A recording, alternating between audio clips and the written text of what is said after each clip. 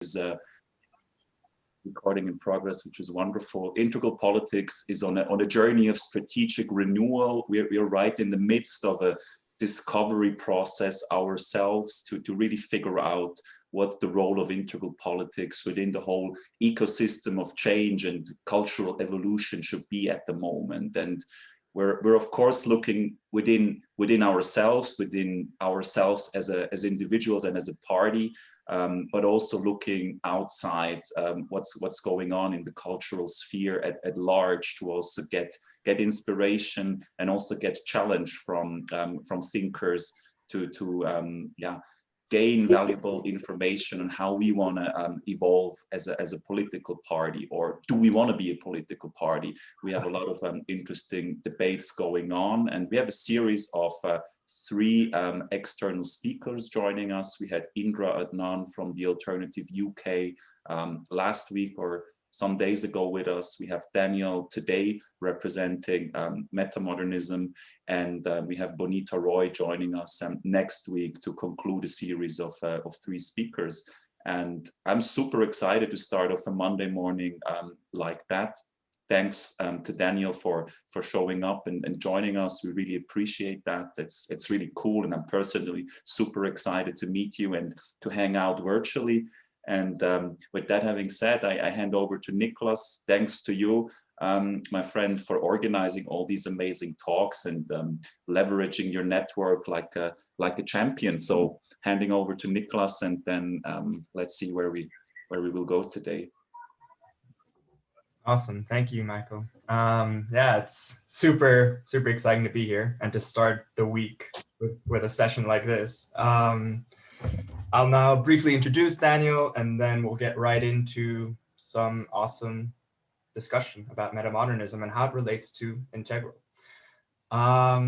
So Daniel is a sociologist and philosopher.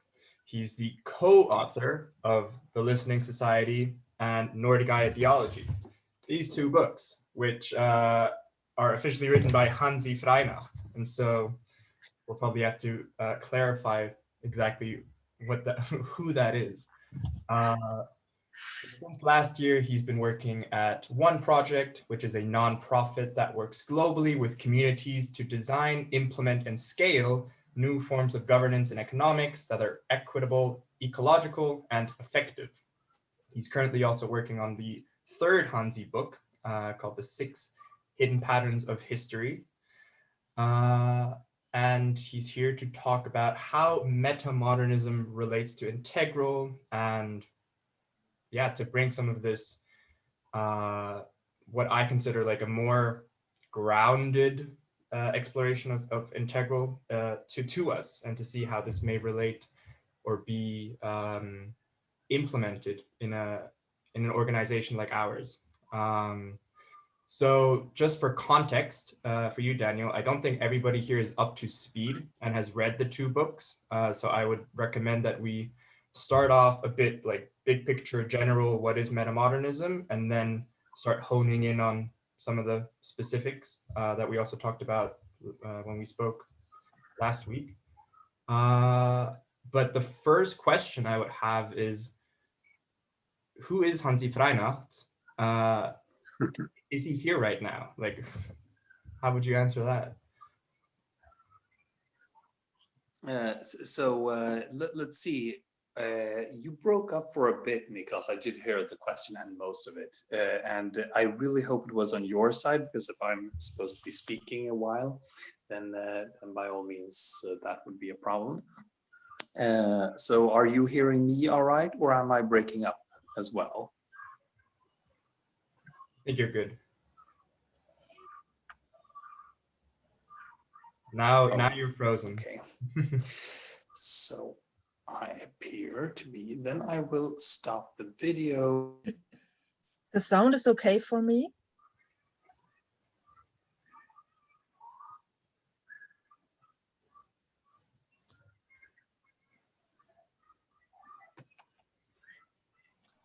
Hello, everyone.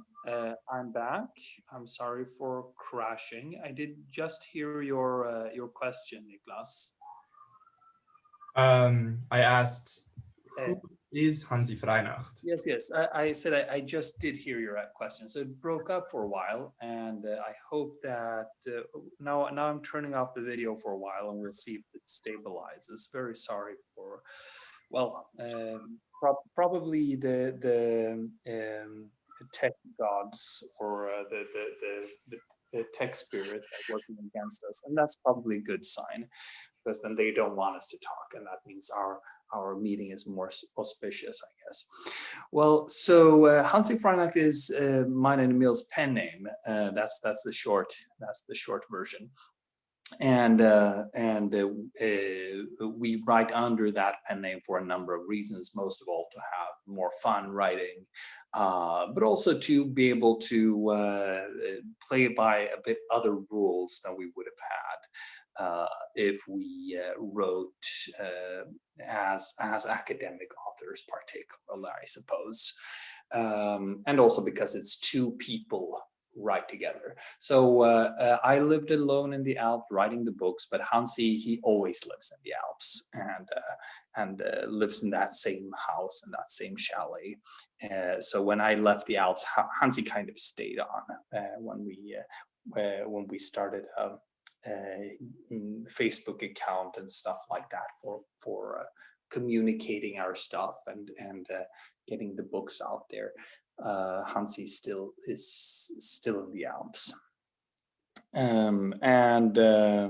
yeah, that's basically it. We chose a German name because we want this nice German feel to it that feels like a German philosopher in the Alps.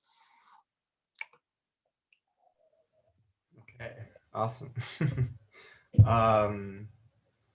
So to start this conversation, I think I watched a recent Rebel Wisdom video that you appeared on, and somewhere there you mentioned that metamodernism, the way you describe it, so the Nordic school or political metamodernism, is 85% friend of Integral and 15% foe.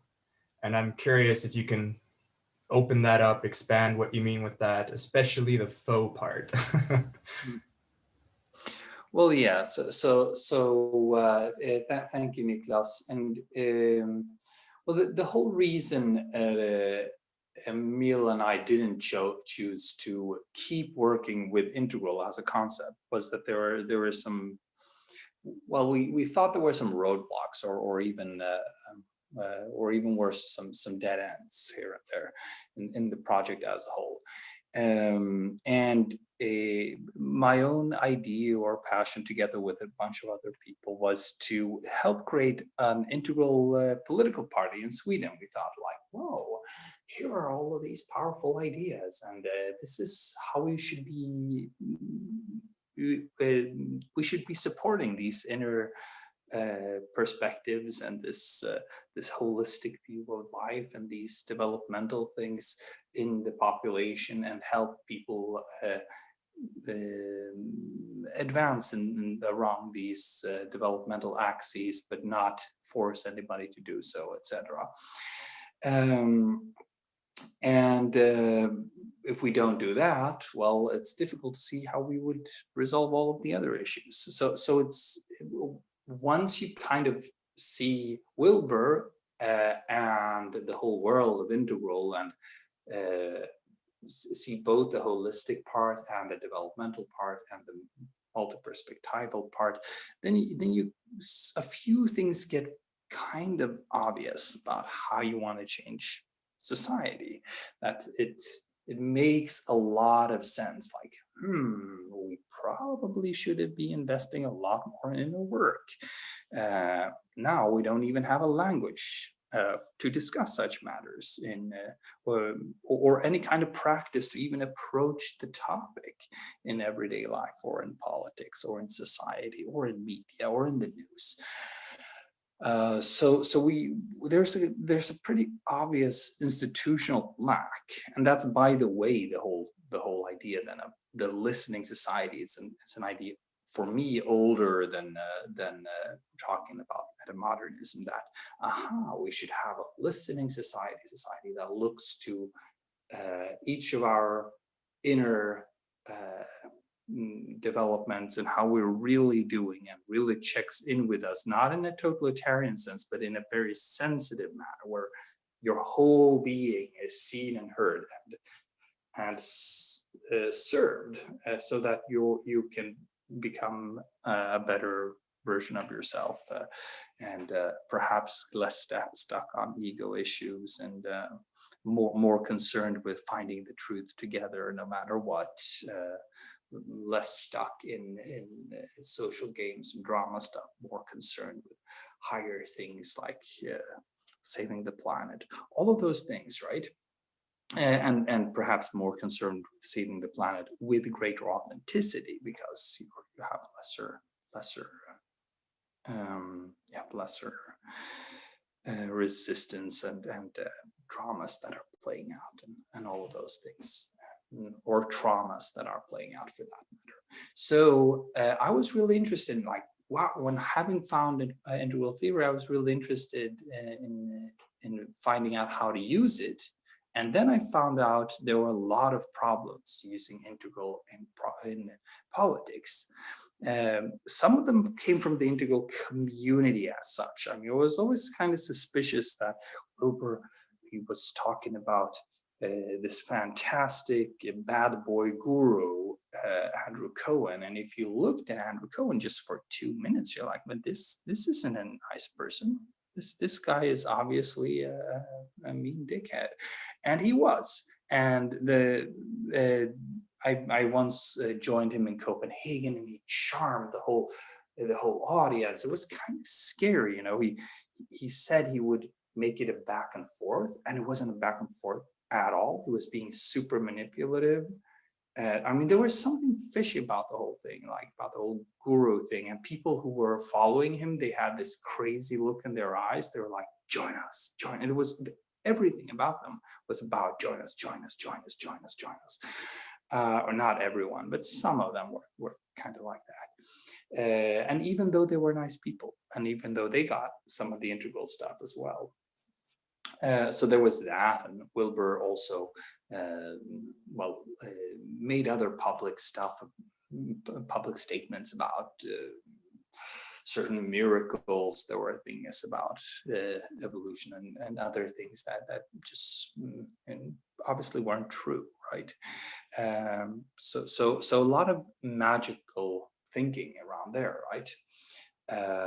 Which also led to this totalitarian current, because hey, if somebody can get enlightened really, really, really much, and they can get into flow with this will of the cosmos itself, or the evolutionary impulse of the cosmos itself, then well, you should better listen to them, right? So it becomes kind of rather than a deep democratic, multi-perspectival, developmentally sensitive way of thinking, it actually becomes a thinking of obedience. And that, I mean, that's the opposite of what we wanted, right?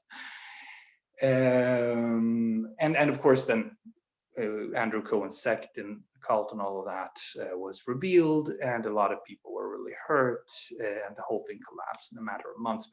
And Wilbur also never really apologized for that. So I mean, there were some problems on the inside of Integral, which had to do with these, how to deal with issues that are a bit more magical,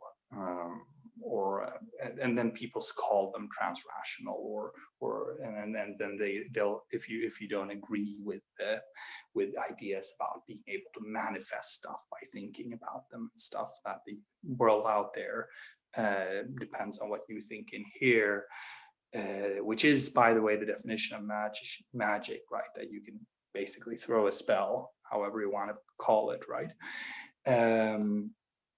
If they don't agree there, they'll say, well, I thought that too when I was a mere modernist. Now I'm a meta-modern Jedi Knight, and I have advanced to such heights of and subtleties of experience that I have such trans-rational insights about how this works that you couldn't possibly comprehend, Padawan. And that's the kind of answer you get, either explicitly or implicitly, with a little crack of a smile that shows up here. And I mean, sure, those are problems. I mean, we have to look at ourselves in the mirror. Like, if we want to somehow be a center node of changing the world, we can't have that stuff going on. It's just, I mean, it doesn't make sense, and 95% of people can just knock on our door and bust us for it, right? And there's some homework there to be done, and some things that might be difficult to face. Well, I can get back. It's a longer discussion how magical thinking shows up in a very highly developed, highly intelligent, highly sensitive people. But it is a thing, and it's there. So that was one thing. The problems of Integral itself from a community standpoint. The other side had to do with how integralism as a way of thinking, when we started using it politically, meaning basically here are our thoughts. So we write down a bunch of integrally informed ideas about, like, the economy can be 4 quadrants. They kind of work, develop inner and outer development. The welfare state can climb the hierarchies of needs and try to cater to our inner needs as well, so that we become more stable whole beings. We can be process oriented and make sure that we explore the world together, hopefully in as subtle dances as possible, to get out of our embeddedness, things like that, things you guys would recognize very, very clearly as your own. So we came up with similar ideas, less advanced though. I mean, we never got to 500 members in that organization when it lasted 10 years. But when applying integralism or integral theory, together with some sociology and political science and other things, we noticed that the world didn't really seem to work that way. You couldn't, for instance, gather up all the yellow and turquoise people and then find that they would have a stronger resonance. There were some inherent problems with it, right?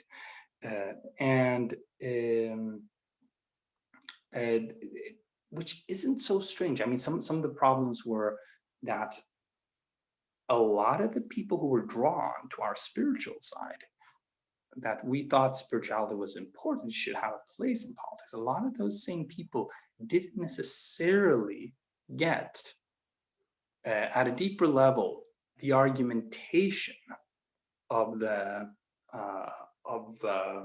politics, that there was a political theory, and that the political theory of how the world changes, what we are seeing in the world, that's most important. And if you don't have that, you don't have anything to act on, no matter how much we're drawn by some kind of shared spiritual commitment and exploration.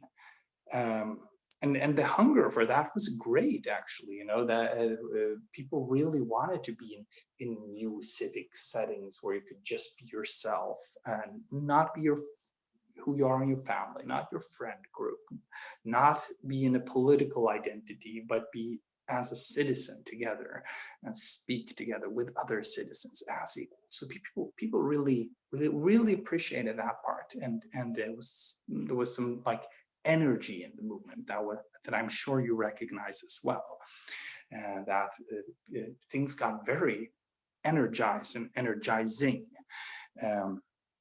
and people, well, put in a lot of energy and enthusiasm. However, given this, so there was always this split, right, between like the folks who have been more spiritually oriented, and they never wanted the context, right, or content. They're like, oh, just trust the process. It's play, yin and yang, and then we had people who were like getting frustrated on the other side. Like, okay, I mean, how can we please talk about something? Can we have one economics conference about what we're actually wanting to do? And then after some yin and yang, you sit down and have a workshop about economic policy and what could be an integral economic policy.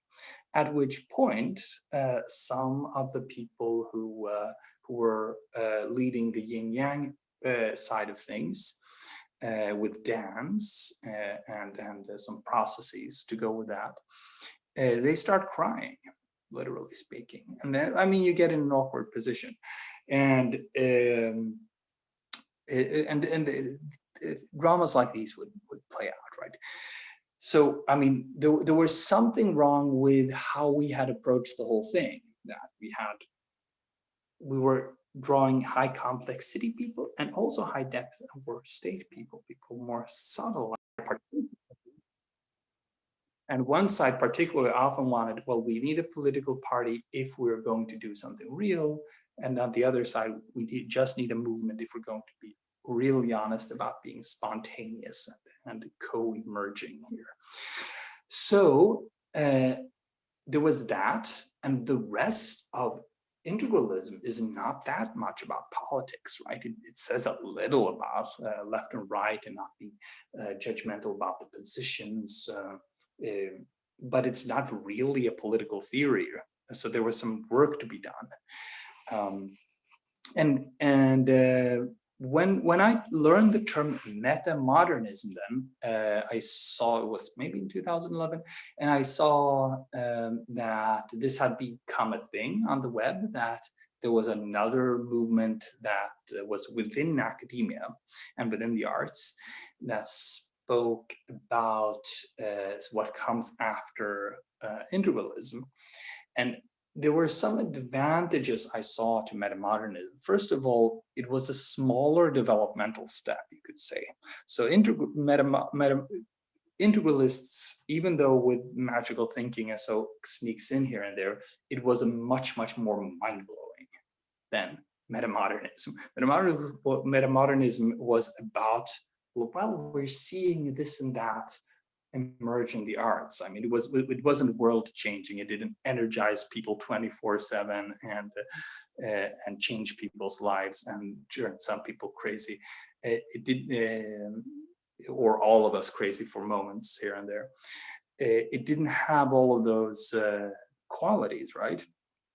But it had that it offered something after postmodernism that it had empirically observed and could be verified in all of these articles, or I mean, empirically is a strong word, but it was academically verified, so to speak, that a lot of scholars at the time were seeing the same trends, these trends of a new sincerity coming out of postmodern irony, a sincerity that is also steeped in that same irony. So there's an oscillation, as they said, between irony and sincerity, between magical, because the magic and the real is realistic. So or between, well, the word would be magical realism, right?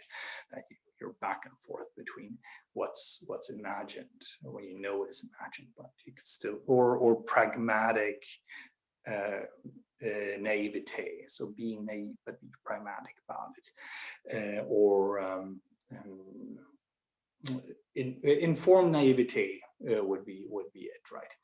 So you have all of these things.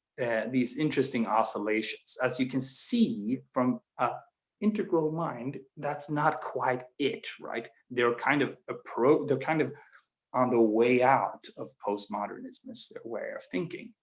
So I thought, well, together with my friends, well, why don't we upgrade this metamodernism that hits home academically, in the arts, culturally, is really on the pulse, and is also, in terms of cultural capital and expression of its forms, superior to integralism. It was much cooler, I guess you could say. So why don't we take that, which is a smaller step and doesn't maybe get that crazy that fast, and add some of the insights from Integral, and at the same time perhaps work through some of the problems we have seen with Integral. And that's, since 10 years back when I wrote the book, I had been thinking about the book called The Listening Society. I started writing it in Swedish once when I was much, much younger. But by then we decided together that metamodernism should be and design intervention, or we should use the term metamodernism then to be a design intervention, to learn from the metamodernists, who are much more kosher and less a little bit crazy than the integralists, but are also less radical. So we thought, let's take the best of both of these sides and call it something. And given then how much discredit had come to integralism for many very, very strong reasons and good reasons. Given that discredit, we wanted to use another term for the political future. And the whole idea of writing the book was for political parties to show up in the world, and not necessarily in this form of parties, but that too. I mean, political change in the world was what we wanted. We wanted a listening society. We wanted progressive countries, and maybe leapfrogging countries who can go past the modern stage and go direct to digitally driven economies, to try to invest in inner development and invest profusely in the development of democracy and the quality of democracy itself. And that, so the quality of governance, I should say, perhaps, which includes democratic, deepening democracy. And that led us, and basically on a very similar path as Integrale Politik, just with this design intervention, something that makes it look a little bit more kosher and cuts the ties from the unsavory parts of our history as integralists. But Emil and I 85%, I read Wilbur again, I think, wow, this guy's a genius. He's a little bit crazy, but he's a genius. It's absolutely wonderful. I think there are some pathways to be taken beyond that stuff in terms of the future developments of theory. But man, nobody else influenced me anywhere near as much. Maybe than the hierarchical complexity theory, but that's another chapter. But metamodernism then for me was grabbing the right vehicle for saying these things and for making them political, and thus political metamodernism. Some people call it Nordic metamodernism because then of course the metamodernists from the Netherlands who had founded the other school, they weren't exactly thrilled that we added an appendage 5 times bigger in terms of content to their term. We said, well, they're right, and here's a bunch of integral stuff. And we also call it metamodernism. So some of them, they were interested, some of them resisted a bit, some of them had fun with it, some of them were enthusiastic, but had different reactions. But that's why we needed the Nordic metamodernism, because we're from the Nordics and it's about the Nordic countries and Scandinavia. Some people have called it Swiss metamodernism because the Swiss school of metamodernism, because Hansi is alone in the Alps.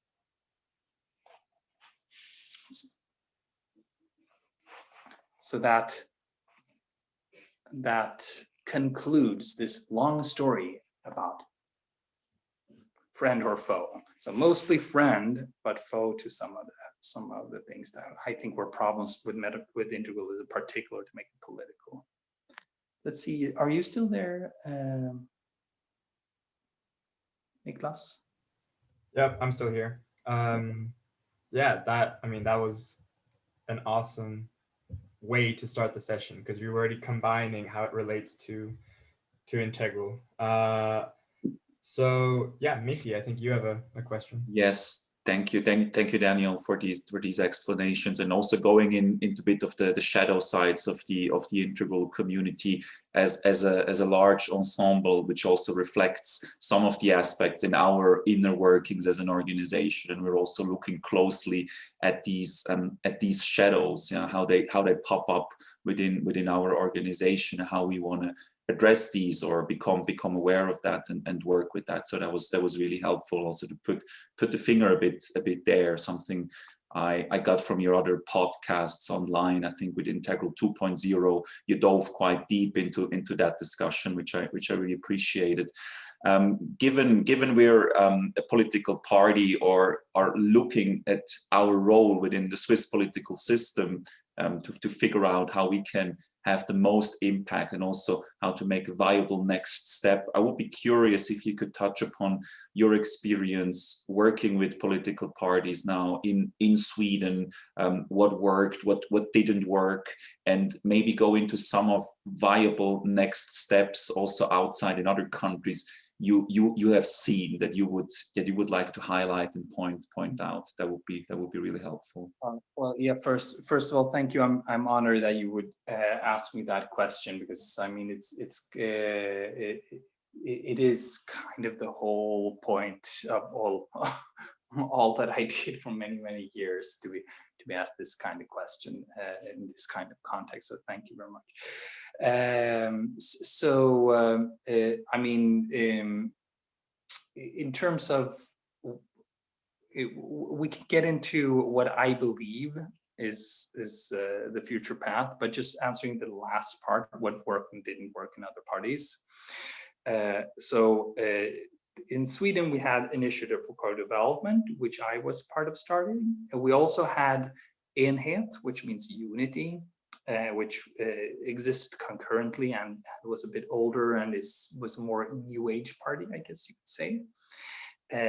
You also had much later on, or some years later from Initiative for Co-Development, that thing continued to exist, but not as a political party. And just a civil society organization. So they do actually a lot of things. They organize a lot of talks around poor quarters in Stockholm, where people from different ethnicities and political backgrounds have these process facilitators who kind of hold the space. And there's this Politics Week in Sweden. Elke has been there, where all our politicians go to an island, or national politicians, and all the orgs and NGOs are there, and they try to lobby them, and people come just as tourists, and then they listen to the speeches of the politicians and visit and partake in activities and of all the organizations. And then Initiative for Co-Development is still present there. So I mean, it's an interesting development, a lot less grandiose than we had imagined, we who started it, but it still exists. So I want to say that's something that can happen when you completely leave behind a political party, which was what Initiative Co-Development did. Some years later, a kind of seedling from that, quite indirectly, I should say, arrived at was, yes, that's correct, Elke, the Almedalen Week, and Elke was actually co-hosting with Initiative for Co-Development at one point there,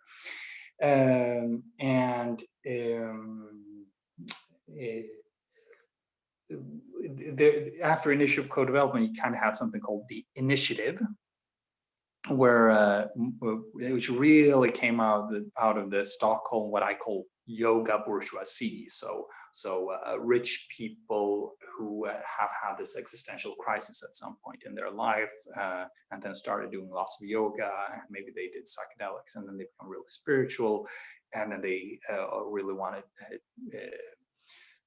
contribute to improving the world, often in ecological terms is often an important part of this.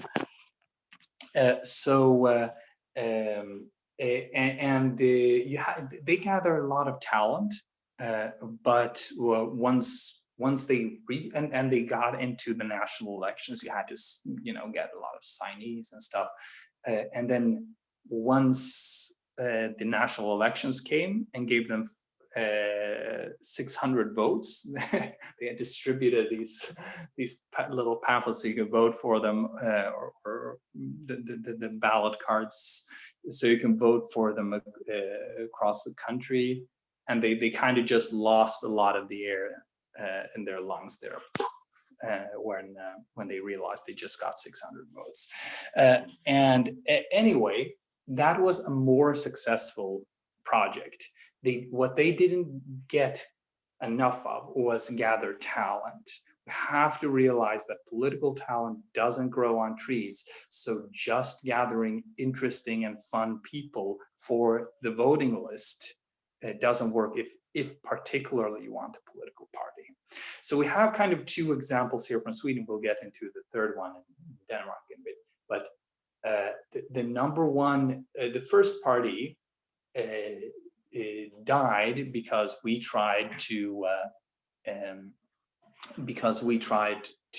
do too much with it at once, perhaps, and didn't have this updated version of understanding what we were doing.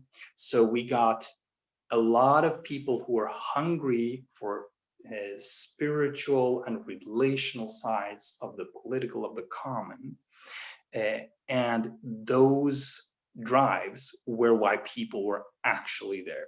So whenever anybody really tried to let us work hard and do boring stuff to change society, because otherwise society isn't going anywhere well, people would not be there for that, and they would subtly resist.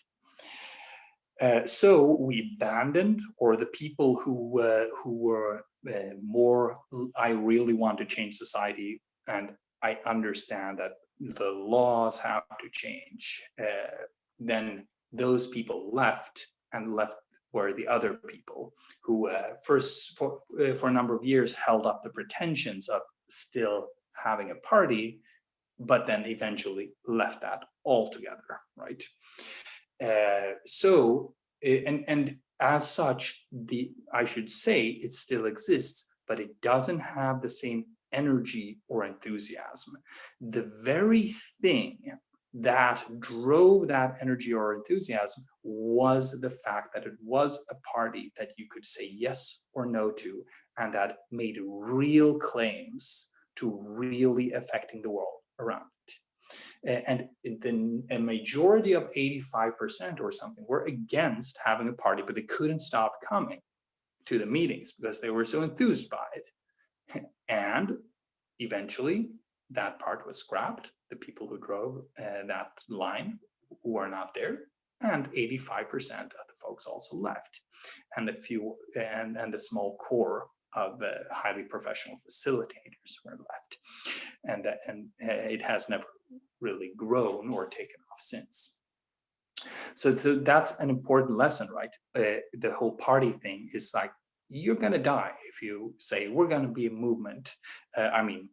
Because the real sublime object, we shan't forget the sublime object of politics is power, which is creation and creativity. And fun and play becomes much more fun and playing to the adult mind when you feel that there is a connection to the real, to the bigger, to the transcendent outside of yourself. So when you remove the party part, I mean, the party's over, in another sense of the word.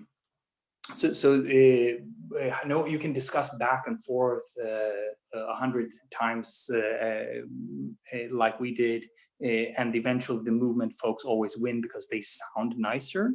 But with them, when they're when they've won, they also kill their own movement, because the movement in this kind of setting is the promise of a manifestation, and if the people who are agency-oriented leave, the process people still don't get what they want. Sorry. They imagine it's going to be much more fun if you could just shut up about politics. We could do dancing all day. But why weren't you already doing dancing all day? Because you didn't have a context where this felt so meaningful. And that's how this dynamic works. Anyway, so that was my own experience. And in retrospect, I mean, actually, we should have made certain that there were certain knowledge demands on membership.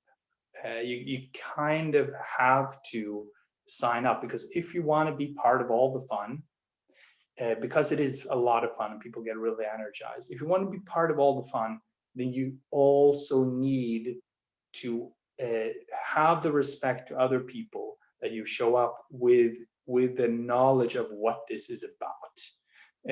And we should have been tougher and not super nice to everyone, like, oh no, you don't have to read my stuff if you don't want to, and well, why should you, let's co-develop it. But I mean, so co-development, every time a new person walked into the room who hadn't put in 2 hours of studying about what this is, we had to explain, so as not to be exclusionary to a new person in the room, what it was about.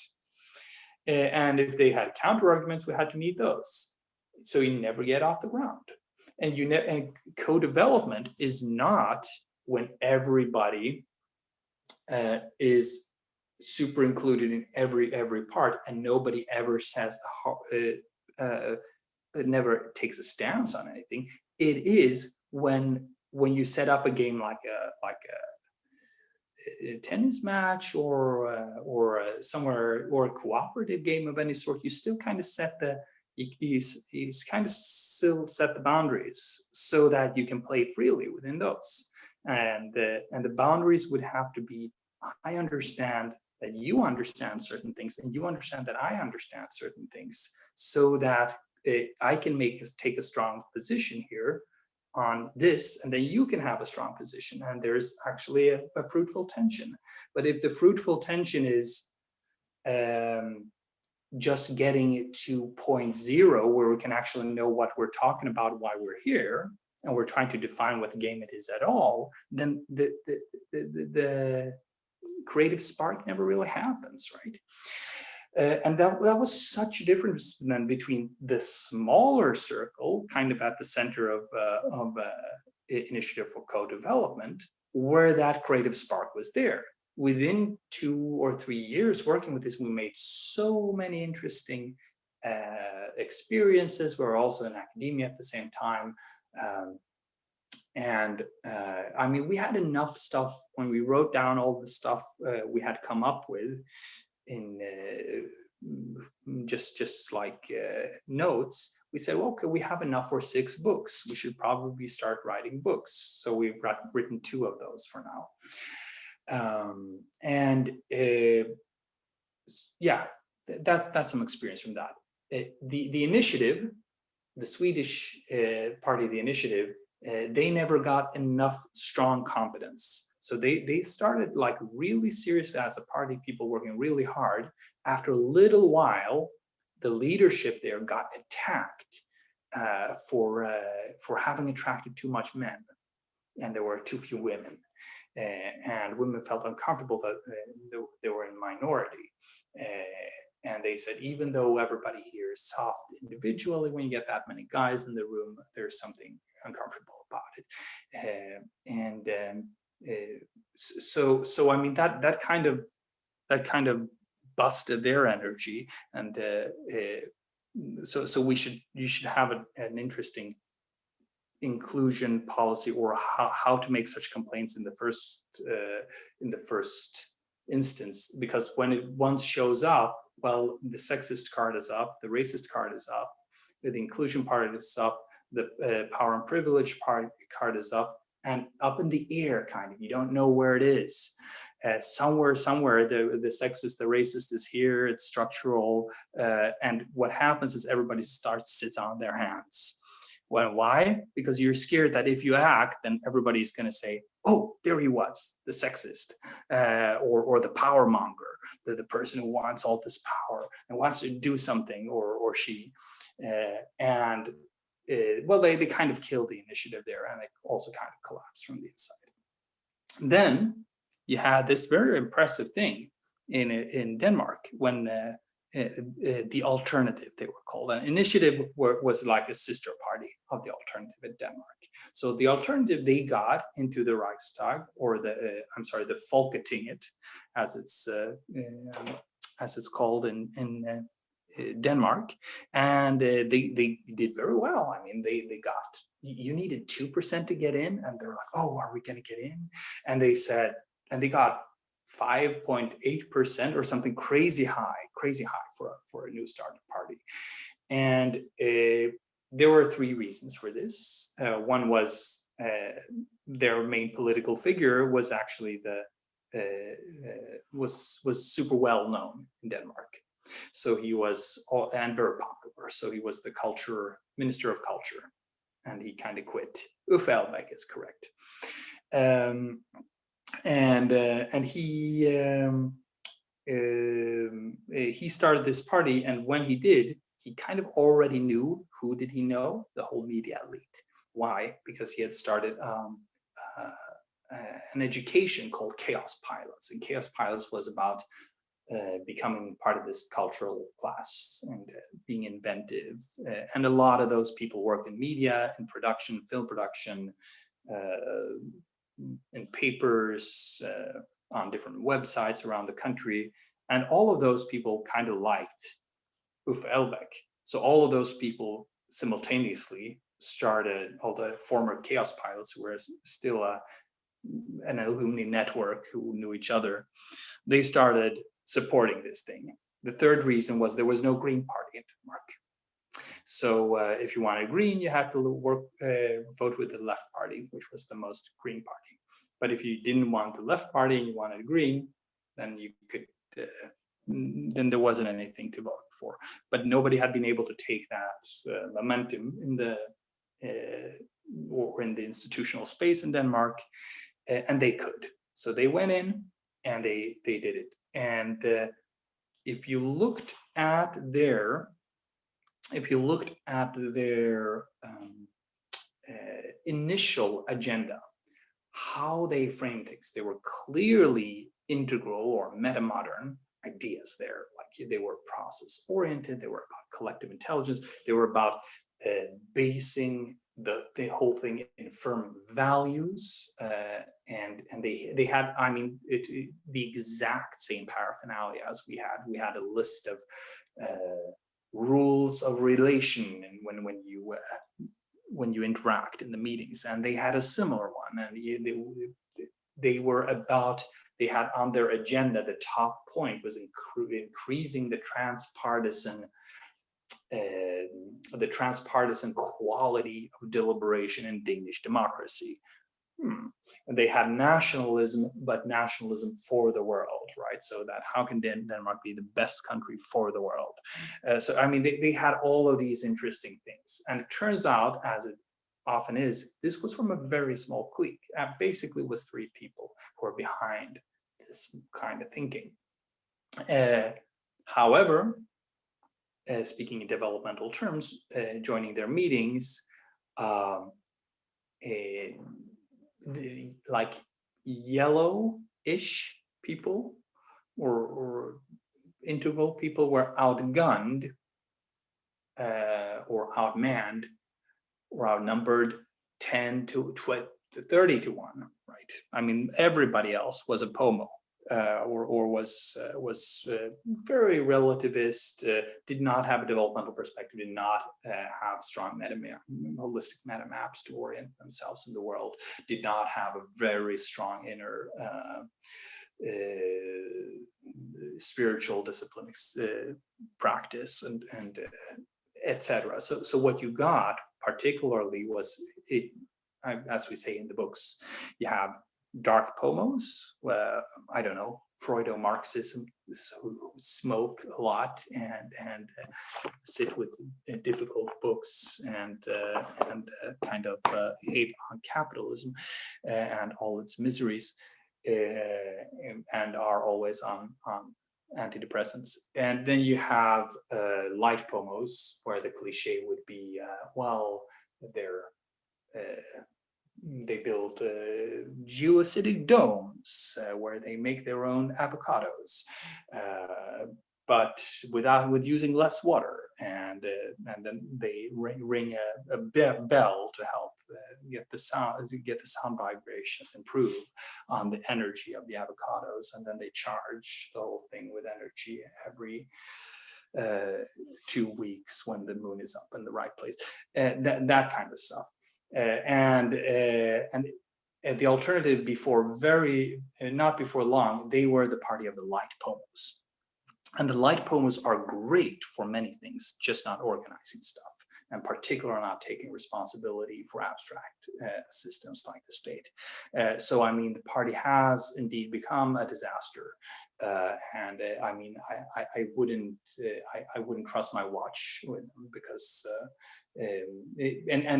before long, all metamodern elements at all were entirely removed.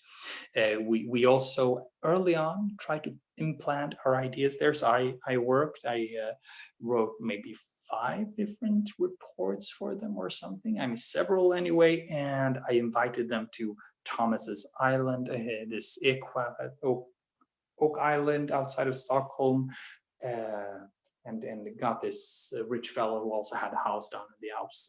He had an island or still does, in the archipelago of South Stockholm. There was like a special meeting with like 5 top MPs in the alternative when they had just gotten in. We were talking about the future of their economic policies. Didn't work out.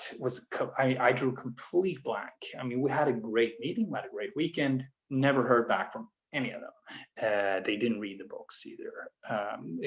They were already in the political game. They were about maximizing votes. They couldn't think of anything else.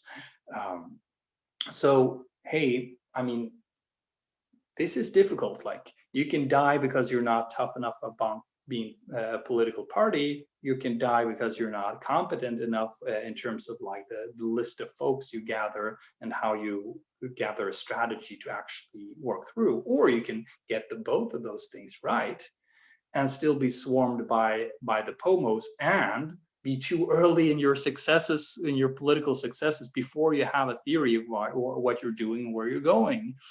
And then being in an exploratory mindset when you're stressed out with keeping the votes, or getting out of the latest scandal, or all of those drama things that inevitably happen, particularly in politics, then you can die kind of the spiritual death because of that, losing. And actually the core of the party left the party. The very people and who took over, the only ones who had those who had most political experience, because they could then outmaneuver the other ones in these power games, which nevertheless, of course, do show up. And the whole party was against having power games. So it's a bit, humanity is humanity. So if you try to have a power denying dynamic, then it gets very disingenuous, unfortunately.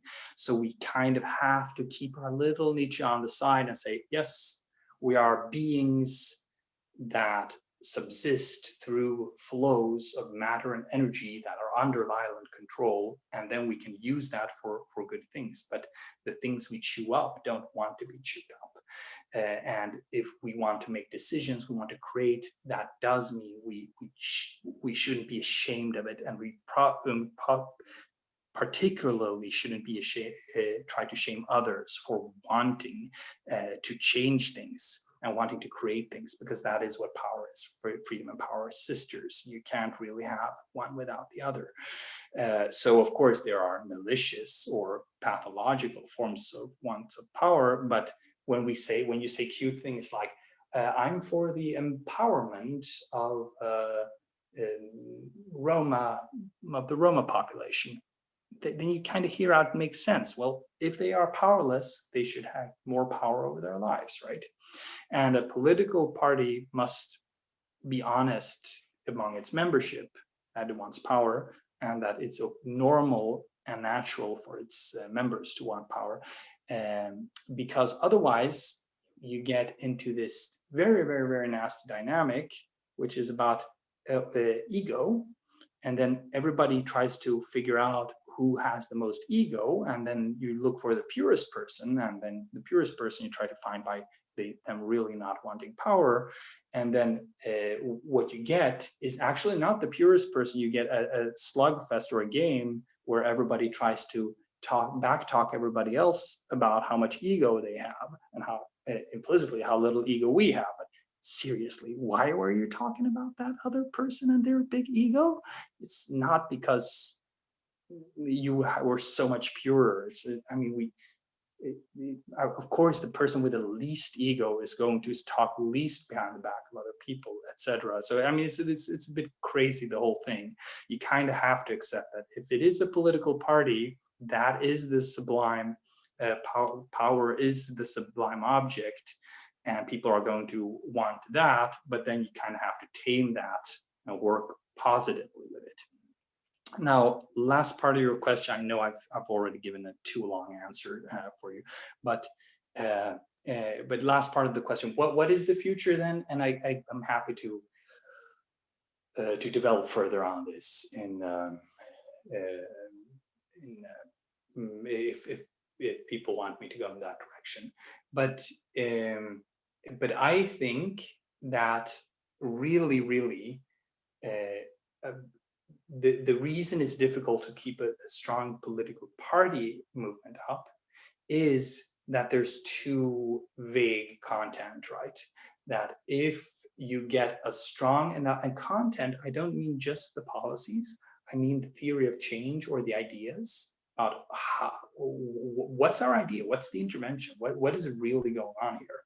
So the initiative for co-development, the theory of and then the thing that I was part of starting, the theory that I proposed early, or that I was part of, the theory of change, was very simple. We thought, well, if we find a way to get society to invest in meditation and therapy early on, then people will heal more and traumatize each other less, and then they will reach higher stages over time, and this will actually accumulate until we reach a higher equilibrium state, which will probably be one or even more than one stages up from where we're at in terms of personal development.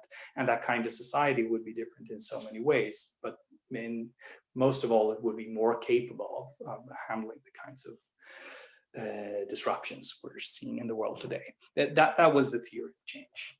Right, and you need some kind of strong theory of change so that people know why we're doing this, and you need people to really buy into it and understand it themselves, right? And maybe have their own version of it. But if you don't have the theory of change present in people, they don't know why they're doing it, and then the sublime object either gets too vague or it gets out. I mean, the transcendent project of why we're doing this, because we're sacrificing for something. Why are you sacrificing for something? You kind of have to see what it is. And if it's going to feel awesome and spiritual, then you're not working for other people, you're working for yourself. And then you need to be honest about that. I mean, if cozy, this feels cozy to me, is the purpose, I mean, the whole thing is kind of based on a lie, if you think about it. That I want to feel great by changing the world, but I don't want a theory about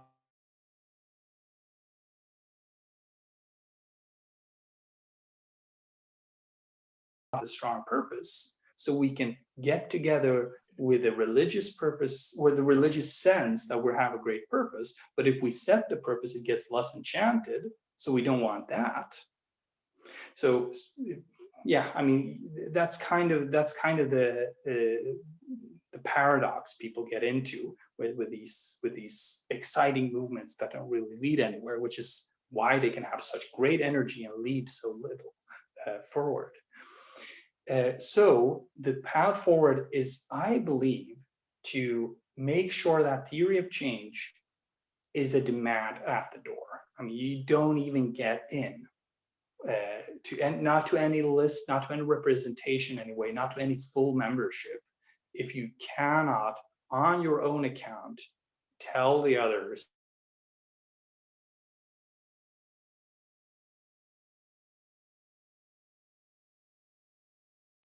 I have no sound. Yeah, the sound just cut off. I don't know.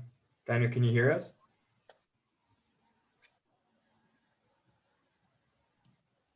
He's frozen. He's frozen.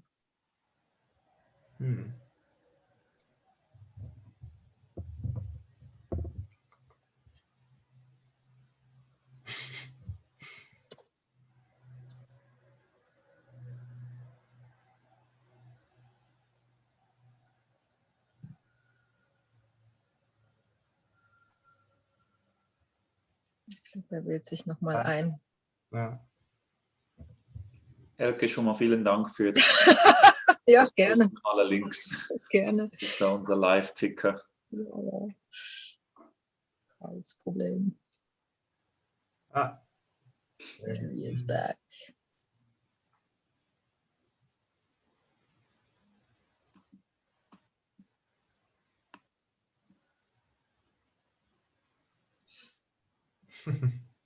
Now we just saw an empty chair for a while. That was very dramatic, Daniel. Now you're muted. So the last words I heard was, no one gets in the door who cannot tell in his own words, I think, what the theory of change is. I guess that's where you were cut off. And now, oh.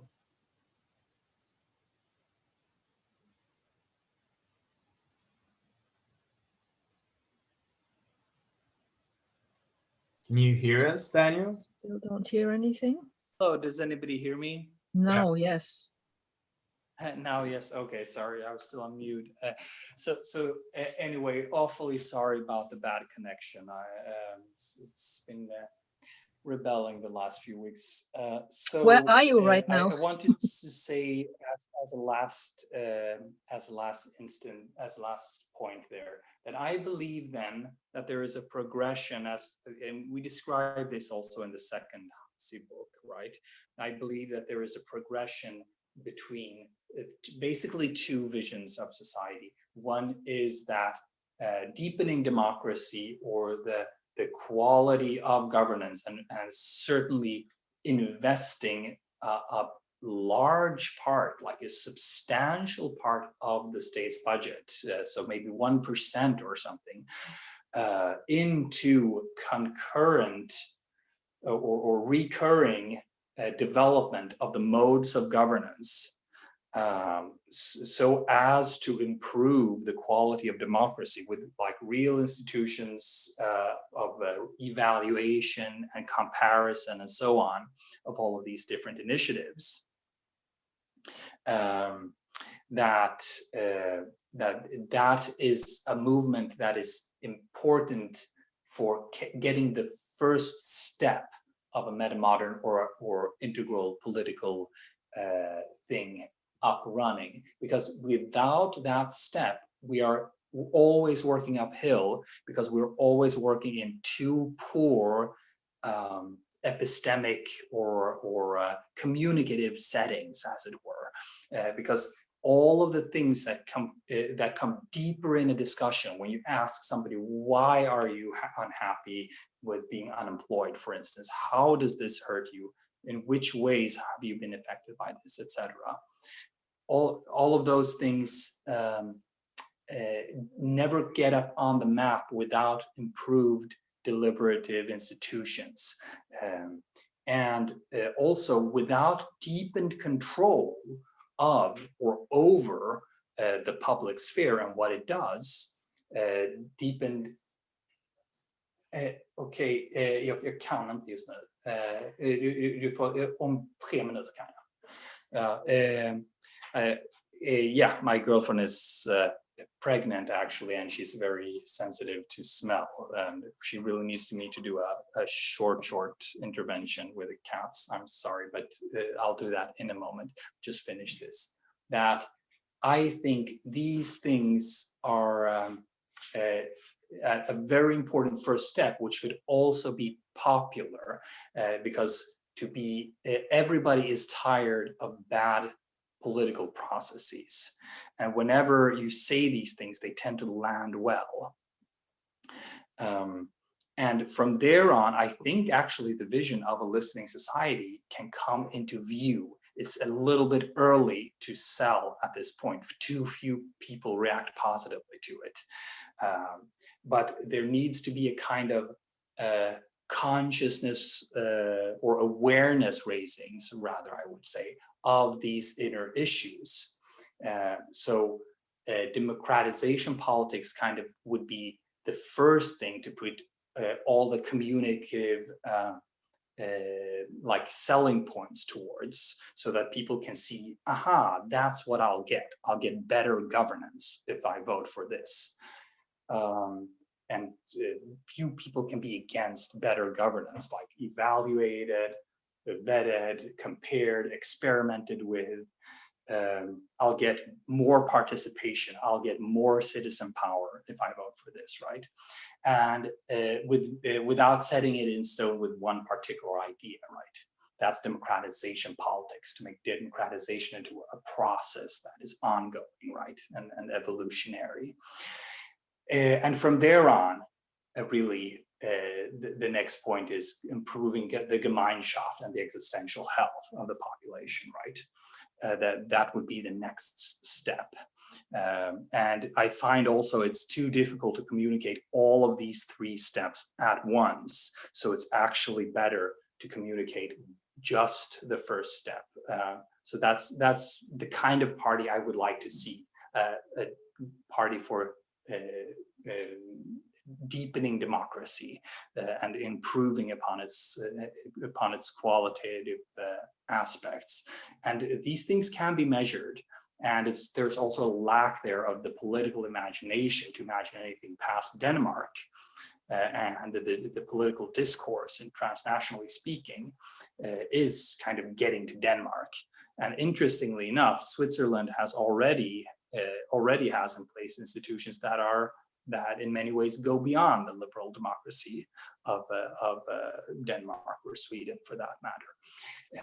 And that could be a great place to stay, because it's even a matter of national pride then, to be the explorers in this realm, to build on a deep tradition of that country, a democratic tradition of that country.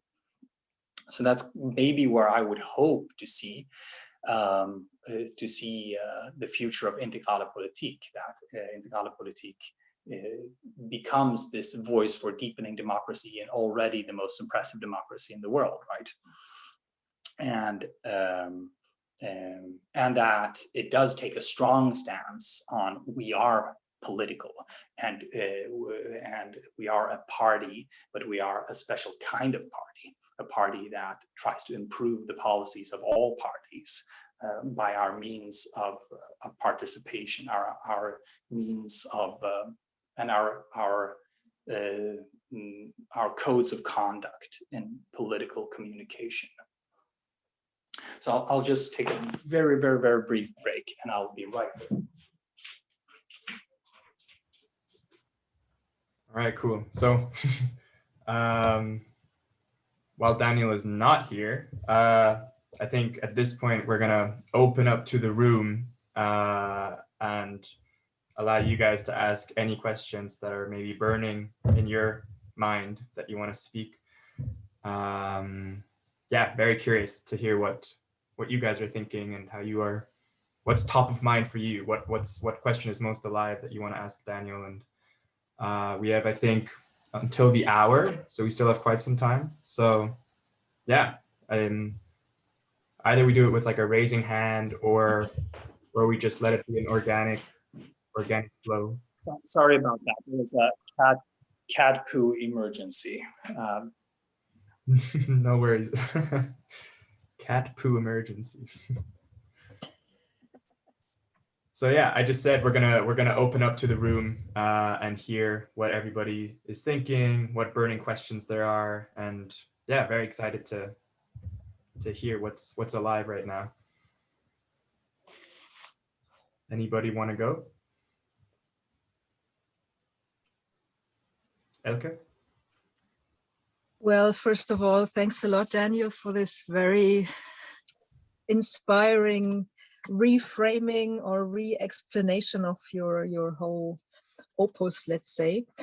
And for me, it was very interesting to also hear your perspective, which is, of course, a little bit more from the inside as far as the Swedish and the Danish experiments are concerned, that I'm only observing from the outside here.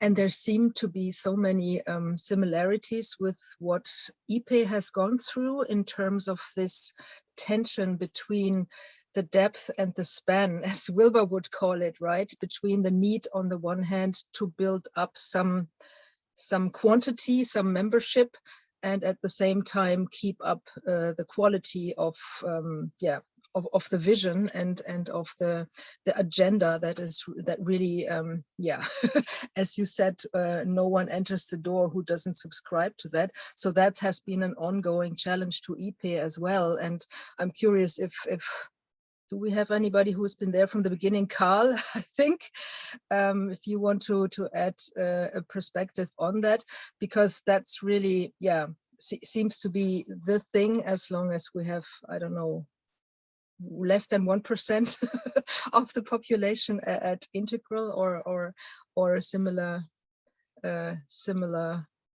kind of code. So that's rather a remark than a question. Yeah.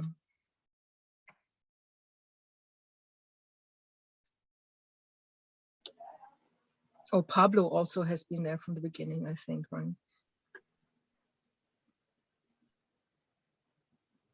What I see in the moment is that we need more person with compassion, so that they don't look only for themselves, and that's really out of this way of thinking and way of being. I think then you have a other kind of politics. You can influence people on the other way. That's my thing. I see how the world is going, just looking for themselves. I think that's the main thing.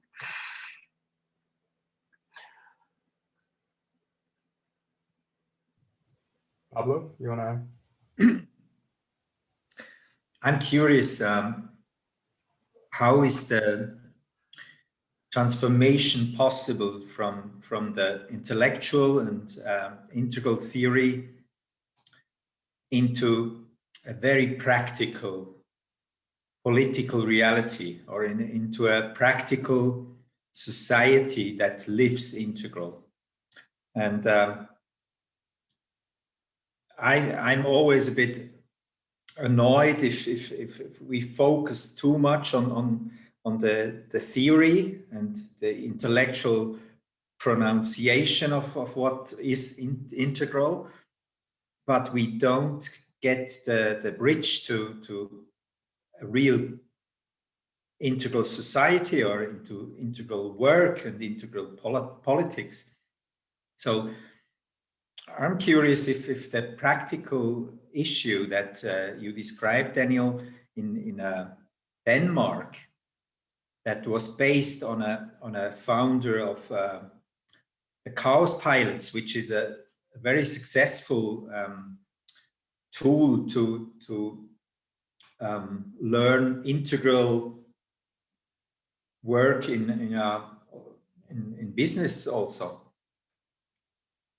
That seems to be practical. I didn't get that if he's the founder of Chaos Pilots is still in this alternative party or if he moved out. So what is a very practical tool or your insight, what can start an integral movement in society?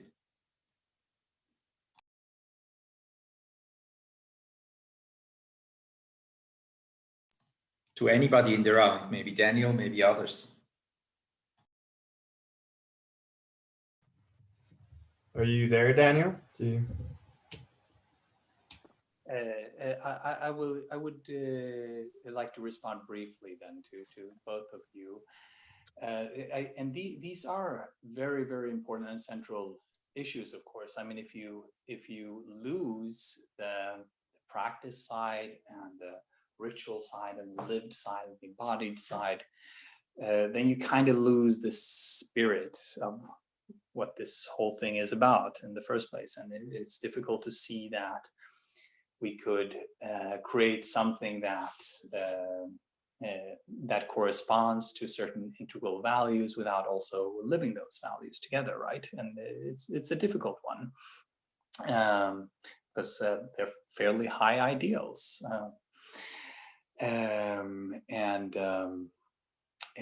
It's beginning with the compassion side. I'd say that I very, very much agree that compassionate communication and compassionate engagement is the fuel.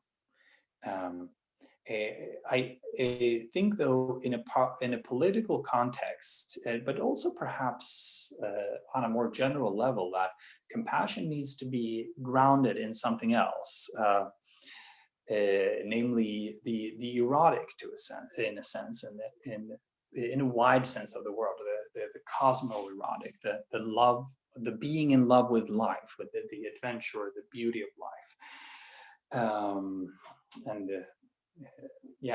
the mysteries of it, and all of those things, right? The tremendous qualities of the cosmos around us, and the mystery of this whole developmental journey, or whatever kind of journey it is. So compassion becomes difficult if it isn't grounded in this first step of getting people what they want and need, right? Because if you're frustrated and dissatisfied, it's difficult to get the compassion part to be truly genuine, or at least to be sustainable. If it's difficult to be very compassionate with people who, rather than enthuse you or give you warm feelings on the inside, or or who you feel unjustly treated by, it's difficult to sustain that compassion in a genuine sense, right? And it often results actually in a spiritual bypassing instead. That, oh, I feel I should be compassionate, or oh, I feel we have this shared ideal of compassion. Now, lived compassion to a very large extent then has to do with healing, because that's how you become a more happy and full person. And it's a matter of discussion to which extent the political party in and of itself can and should be a vehicle for that healing.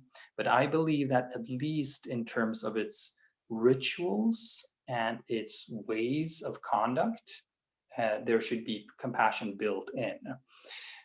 What we want to avoid in this sense is that we're constantly measuring or weighing each other developmentally or in terms of compassion. It gets quite personal and in a somewhat destructive manner if somebody walks in the room and before 3 minutes have gone, as people are sitting and thinking to themselves, oh, this person is less compassionate, for instance. And then that becomes kind of a boogeyman, right? So rather, I think it is by grounding the wire in the joy of what we want to create together, right? And from there on, if you feel energized like that, compassion becomes somewhat easier. You still have to work on it. It's still a separate process, right? But I think then focusing on the honest grounding. Here I'm a little bit more Freudian, I guess, than many people in our field. A lot of people are more Jungian, I guess, in their psychology. I'm a little bit more Freudian. That I think as long as these neuroses are there, etc., it becomes difficult to obtain the goals of to obtain the ideals of compassion. And then the second part is very close to that, what you said about how do you bridge this the two sides, right? The intellectual side, which can feel off-putting to a lot of people, but of course so can the spiritual side. A lot of people feel alienated about that because they might not get into the same vibes. So it's a symmetrical relationship in many ways, that the spiritual side and the intellectual side can both be tantalizing and off-putting to people, etc. And here I think seeing which different groups or roles exist within the strata of society that can constitute political politics or metamodern or integral politics is interesting. And we have suggested in our books that there's the triple H population. There are three populations that start with an H. You have hippies, hipsters, and hackers. And hippies are the ones who are good at having high states, at healing, at play, at creativity, at the spiritual practice. So they bring that quality. And that needs to be getting free flow, but not take over the whole process. Then you have hipsters, maybe a little bit more the type that I represent, who are good with symbols and culturally understanding the society around us and what buttons you can push and how you can play with our culture and the time or the moment that we're in, kind of, and how you can weave narratives or histories around that. And then you have the hackers, which are good at information technology and cryptocurrencies and digitalization of the democratic processes, and basically have a progressive techie side to them, who can help create solutions in the economy particularly, but I suppose also in the public realm. Now, since we wrote the book, we have added a fourth age, the Hermetics, because I noticed that there was a schism between different forms of what I thought were hipsters, but some of them were really, artsy, creative, intellectual types. And another part of this creative class are more into rituals or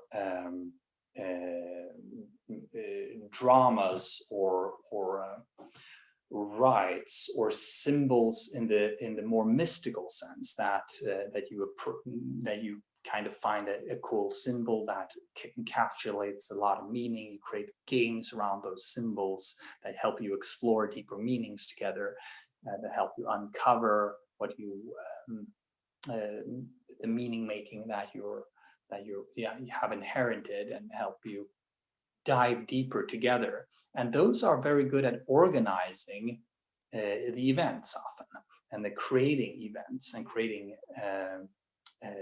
well, I guess rituals is the best word, but also creating, in a sense, the religion, in a wide sense of the term, of a movement. So I believe that the correct bridging of the intellectual and the practical and the spiritual and the ritual comes with seeing the qualities of these four groups. Of course, all of us have some, or many of us have some overlap. So metamodernism is kind of, if you think of a Venn diagram of circles that they intersect, and you kind of have metamodernism at the central core of this, right? So I believe that seeing those four qualities, the hippies, the hipsters, the hackers, and the hermetics together has the best chances of bridging. What we need to be careful about is that all of these have their own preferences and want everything to, so the hippies are going to want everything to be a hippie thing, and the hipsters are going to want everything to be a hipster thing. Truly the kind of integral that community that integrates these different aspects would have to empower all four and find ways to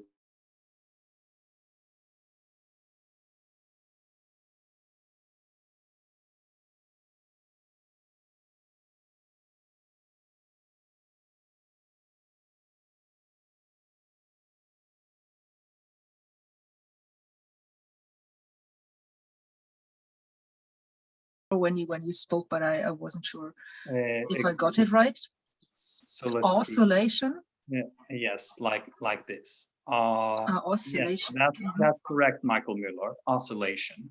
So oscillation is when something, when a wave goes back and forth between 2 points, for instance, or it's a concept from physics, and it has been employed by the metamodernists, the first metamodern scholars, and they, or the ones that popularized the term anyway, meant that metamodernism was an oscillation between modern hope and progress and postmodern skepticism and deconstruction and cynicism. We kind of need that kind of oscillation in integral circles between the intellectual, because that is where ideas get real. Ideas means forms, so that's in a sense very practical, and theories are theories of change are emphasized, and theories mean seeing. So if you don't have a good theory, then you don't see where you're going, right? And then it's difficult to coordinate your actions over time and affect change in the world. An oscillation between that and the spiritual depths. What happens today in most integral settings is you'll have an either or. You'll have a forum that is hyper-intellectual, where everybody's in their head, or you'll have a workshop that is hyper-sensing, and if you try to be more artsy or spiritual there, you kind of not really included. So what happens is we have a failed oscillation many times. So whenever anybody puts forward serious thinking about how we can really change the world, people say, well, that's too theoretical, stop doing it. or whenever people start doing doing all of these practices and rituals, people say, well, you're too woo-woo, stop doing that. And ideally we should expand to be able to go back and forth. So that whenever things have gotten theoretical for a while, we say, okay, that was very theoretical, but it clarified things as theory is supposed to be doing. Now we can go back and play and connect and go to our right brain hemisphere and bracket all we think we know and just dance together or embody something or just do something crazy or do some healing practices or exchange some personal stories or whatever, right? Create an artwork together. And then we've done that for a while, we say, okay, that was fun and gives us new energy. Now we can look again at the world and see if it looks different. And you kind of go back and forth. Usually how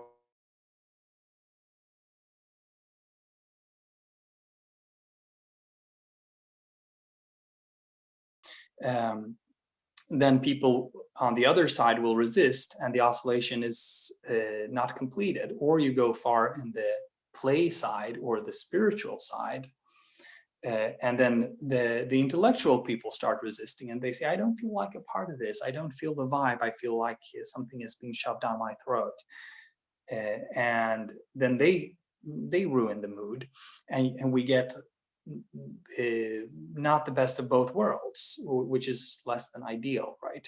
So somehow we need to open this field up with the tolerance of both sides, right? Often also the movement versus the party people, or the process oriented versus the content people, right? So those are my comments. I'm very happy to hear others. Yeah, I would want to ask Jonas, Donatus, or Barbara Lilith if you guys have any comments or questions you wish to add. Well, moving on to another subject would be language, the actual translation of what integral means and what we want to achieve into a language that is understood by a broader public, which all comes along with a radical acceptance of what the actual language of the public is, which we don't have, and our love for speaking a different language, and people just don't get it, right? And along with that comes a phenomenon of sort of an evolutionary arrogance, which we cannot move out of. So it's, I would wonder if you could elaborate a little on that, on this notion of arrogance, on not wanting to speak a common language and not wanting to practice, take part in the actual political process as it currently is, because there's a deep resistance to what the process actually is. And we tend to live in an envisioned future and not in the actual present. So I can give some comments on that. I'm also happy to hear others.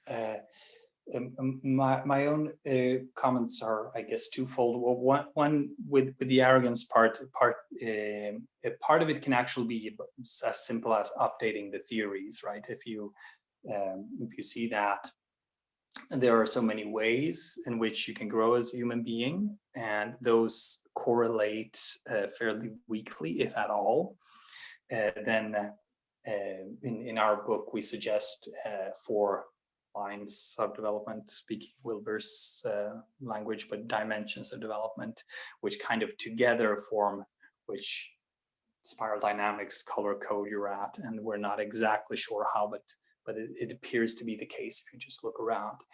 And one would be cognitive complexity, which is measured best perhaps with stuff like the model of hierarchical complexity. So you can have highly complex thinkers who are not at all spiritually evolved, for instance, and they're still, integral in the sense that they're metasystematic or paradigmatic in their thinking, etc. Right? Or you can have code development, which means basically, if you've gone to university, you probably learned the postmodern code with post-colonialism, with language structures, with power relations, with discourses, and so on, right? And if you come across integral code or meta-modern code, that can help, transport you to a whole other place. But and then, of course, there's the mainstream modernist code, which is often a bit reductionist or implicitly Cartesian in its sense, that you kind of view the world a bit mechanistically and reductionist. And of course, there are traditional religious codes that you can pick up, right? And understanding that code, of course, takes a long time to download, unless you've been really waiting for this particular these particular insights, because code is maybe 1,000 different assumptions that you make that together create a pattern.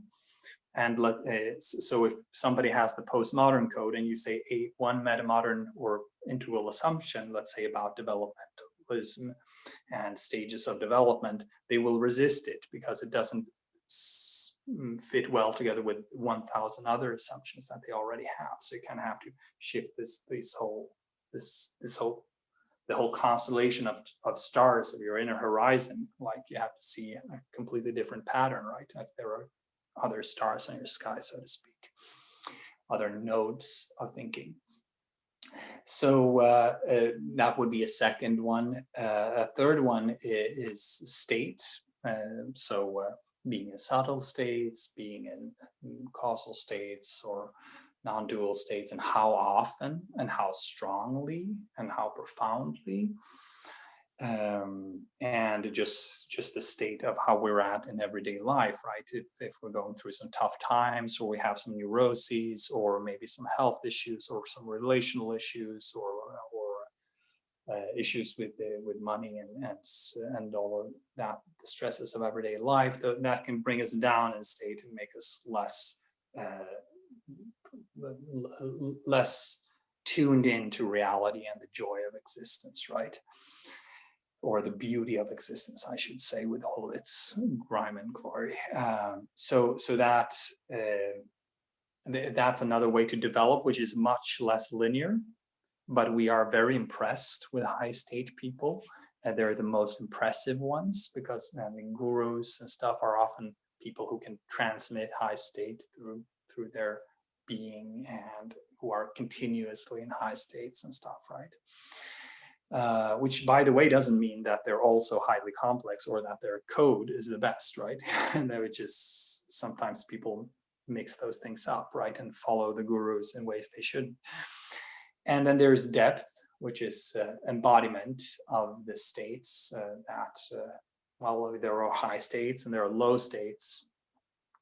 And there are ways in which we suffer as human beings, and to the degree that we've gone through and integrated those lower states, we tend to develop depth. But also, when we've had spiritual heights and peaks, if those can be integrated into who we are continuously as a human being, so that those are part of our inner horizon, so to speak, that's also noticeable. We can notice, for instance, if you go to a computer hackathon, people's eyes are different than if you go to a yoga studio, and people have more depth if they practice tons of yoga than if they've programmed lots, right? They'll be more tuned into reality, and they'll have more spiritual experiences that they'll have worked through. And therapy is an important part of that. Healing is an important part of that, right? Increasing depth, but depth also then depends on that you can access those states, and in which case meditation and psychedelics can play in, right? So a part, I think one remedy to the arrogance part is seeing that, well, given how multidimensional this is, whatever person we come across, they'll have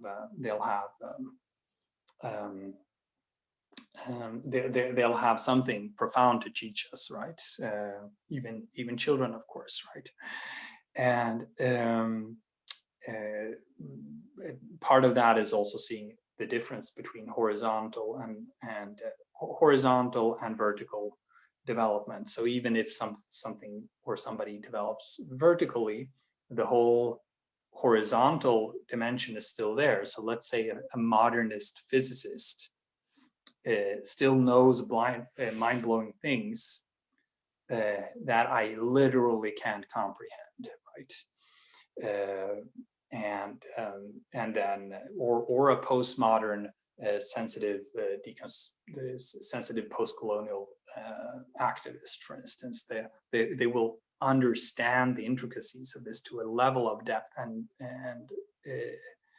that I, being this fairly mainstream white dude, won't be able to, right? So there's that multidimensionality to it, which I think it doesn't cure integral arrogance, but it's a partial remedy, I think. It's a partial, it soothes it at least. The other part, of course, is having lots of personal crises ourselves and being really pathetic and miserable, and then noticing that, well, maybe I did take the Superman course with Wilbur, but I'm not actually Superman. I'm not better than anybody else. That usually helps. However, I also want to say something. There's something very endearing and natural about the integral arrogance, and it is that all of us who were drawn to these fringe phenomena of society, right? We were drawn here because we found everyday life and the people around us and the settings we were in alienating. And it was suffocating, and we maybe it took years for us before we found something that made more sense to us, right? And it's okay that we feel a bit of like, okay, I wasn't wrong, I wasn't crazy. I was hurt by being in a setting where I couldn't bloom as a human being. I couldn't be truly understood, maybe even in close relationships with girlfriends or boyfriends or whatever, right? So so the sigh of relief that we get when we find resonance with people, and we've been knocking on a door our whole lives, and finally somebody opens and somebody's home, and we get a response, is so enlivening and so seductive that it's difficult, first of all, not to make the whole political movement or social engagement about that, but also to not be a little bit resentful of, wait a minute, mainstream society, why didn't you teach me meditation? And why didn't you teach me inner work and meta maps where I could organize forms of knowledge? And you notice how superior these meta maps are. You can go into any discussion, you notice, oh, this person has a blind spot here and there. And of course, that kind of feeds that kind of arrogance. So in terms of then translating to a political setting or to wider public, I think we don't necessarily owe it to anybody to translate integral theory, metamodernist theory, anything like that. What we owe it to them is to translate our political action to something that is intelligible to them. And it's maybe for this reason that I feel that deepening democracy, or improving the processes of governance and improving the culture of the political, so that it becomes more deliberatory and more co-developmental and less than dialogue less debate-based and less, in a sense, symbolically violent or even literally violent. That's something a lot of people can relate to. And if you look across the value memes, you kind of see this scale that, well, on orange, let's say, you kind of have the debate as the ideal. And if you go to red, you kind of have the street brawl as an ideal. The Nazis are gonna whack the commies on the streets and win. And if they win, their truth wins. But on the other side of the spectrum, we kind of have co-development.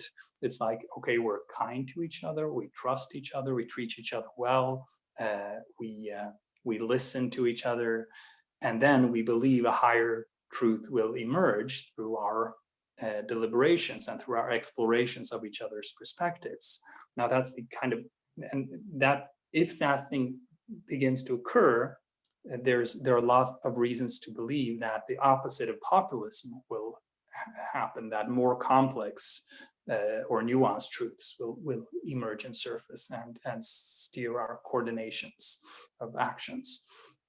So I mean, we should, I think that the best translation of integral politics and metamodern politics is simply this striving away from the violent, even the symbolically violent in the debates, or trying to insult each other, or trying to be cooler than in all of these political backs and forths, or trying to use the scandals of others, or and towards then, well, what you said earlier, compassion in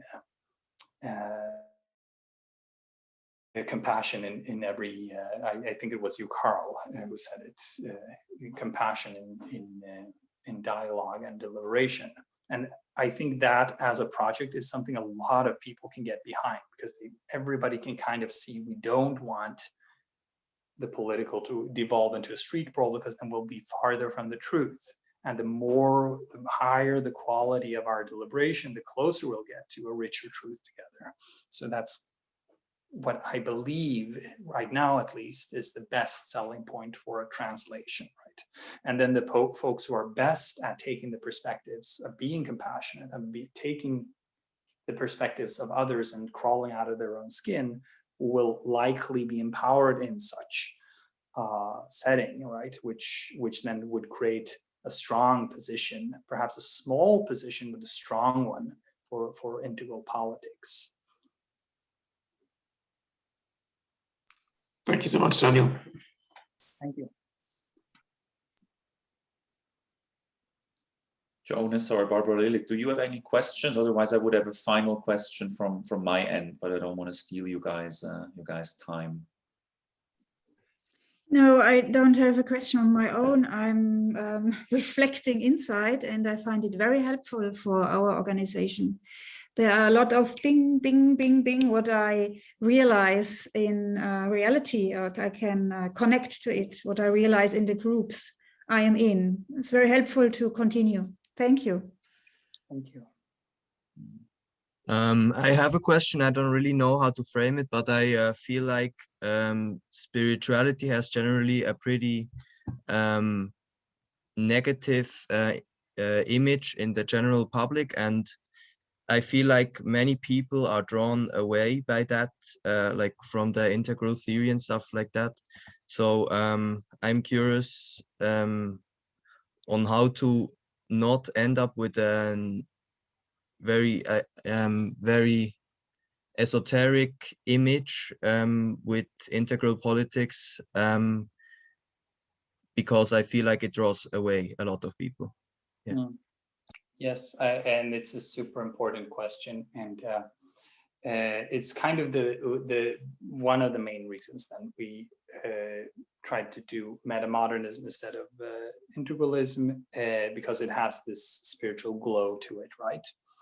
And with spirituality, particularly, well, I can get back now then to this whole point about why do highly developed people believe in magical things, like materializing things by thinking about them.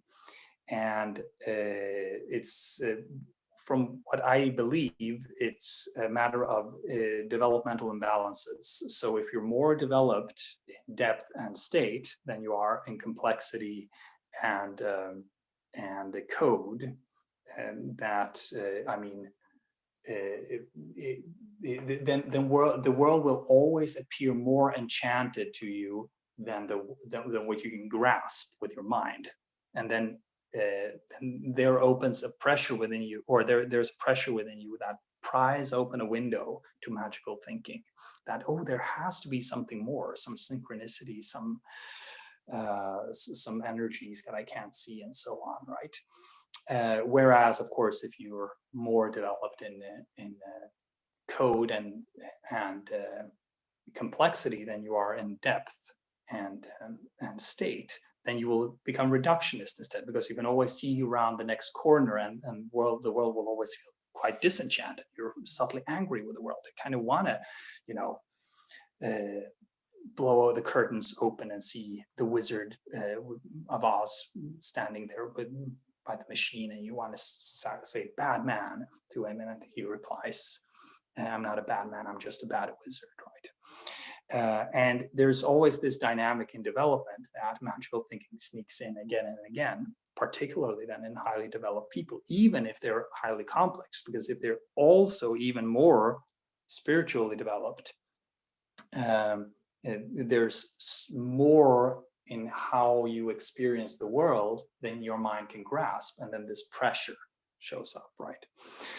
So when people in the general public are suspicious of spirituality, they are actually being suspicious of, they're not suspicious of people meditating per se, or of people having strong experiences or strong inner fire or strong compassion or taking these things seriously, right? Or a strong sense of purpose together, or anything like that. They're suspicious of magical thinking. They're suspicious that if we go into this, you'll try to tell me that I can levitate, and maybe you'll make me believe it. And from there on, I will have lost my autonomy, because then you will be able to set the rules arbitrarily for me, which is what happens in cults, right? Again and again, and it has happened. So people are suspicious for good reason. It's I mean, I kind of have these ground rules then for Metamodernism Forum, that no Nazis. There are some metamodernists, people who are Nazis who are into metamodernism. There is no room for UFOs, even if they show up on 60 Minutes and New York Times, and there's no room for magical thinking, right? So I think spirituality, if you're just clear about, we do not accept magical thinking, we do not accept that people use causal forces or energies that they cannot account for. I mean, it's okay for you to believe that in your private self, but it cannot guide us as a society, because then we cannot verify your claims or falsify them, for that matter. Or in many cases not falsify them. Some cases you can falsify it. So we kind of need to get, there's some homework to be done, and it's a painful process, because the magical thinking showed up for good reasons, right? People felt alienated. They also have genuine spiritual truths or experiences that they want to live out in their lives.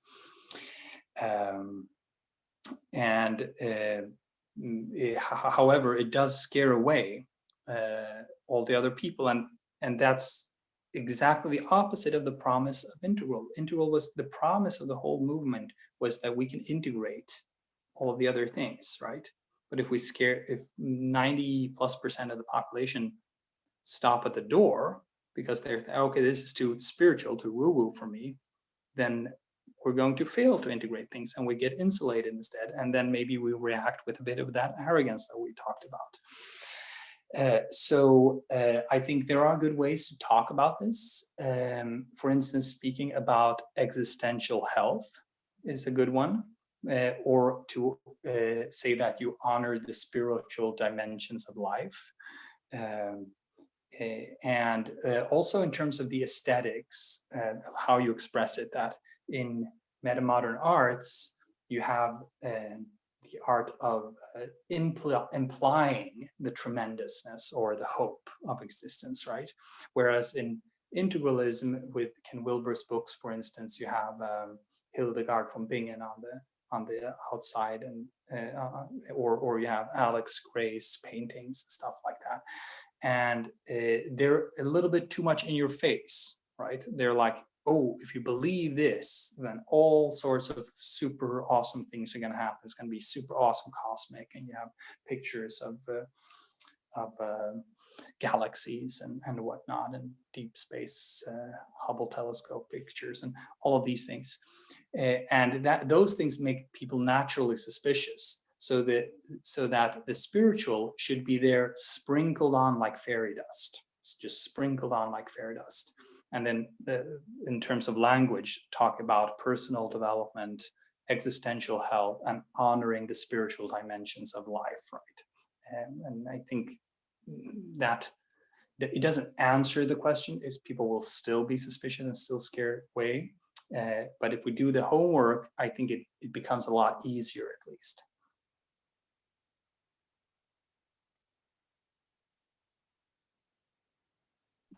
Yeah, we're almost on time, so I guess if you had one more question or something, maybe we can just bring it up as an open discussion for us to think of or something. I'd still be curious to hear about it. Thank you, Daniel. I just have one very tiny short question, and you can give a tiny short answer to that. I mean, Switzerland is such an interesting playing field and field of political experimentation with the principle of subsidiarity, communal politics, public initiatives, and all these nice institutions. If you were in Switzerland in our role, or Hansi will be here, what would be the #1 thing to leverage within these institutions to bring that forward? So probably this idea of institutional experimentation, right? That given that you have such a rich field, you have the best, perhaps, in the world opportunity to experiment with different forms of governance, and that those should be funded properly and then evaluated for best practices. And that this can be at least partially centralized into a well-funded framework that spreads best practices. I guess something like that, so that you can together raise the quality. I mean, it is one of the main reasons that Switzerland is also such a rich and successful country, is that it has high quality governance. Leveraging that point, that this has great explanatory power, and we can get even better governance, and we can show the world a pathway there simply by diverting more funds there and evaluating experiments and really starting a learning curve. That would be it, I think. All right, awesome. Well, this was awesome. Yeah. I think that question that Michael now asked at the very end is something we should all leave with and ask ourselves, because this was now 2 hours and a lot of food for thought, a lot of interesting insights, connections, and yeah, I need to now sit and process everything I just listened to because that was a lot. It's pretty obvious that I would recommend reading the 2 Hansi books to everybody that is on this call that hasn't read the books yet. I think the German translation comes out later this year, perhaps like October, November, if that is correct. The first book, yes. The first book. Michael's asking, when is the 3rd one coming out?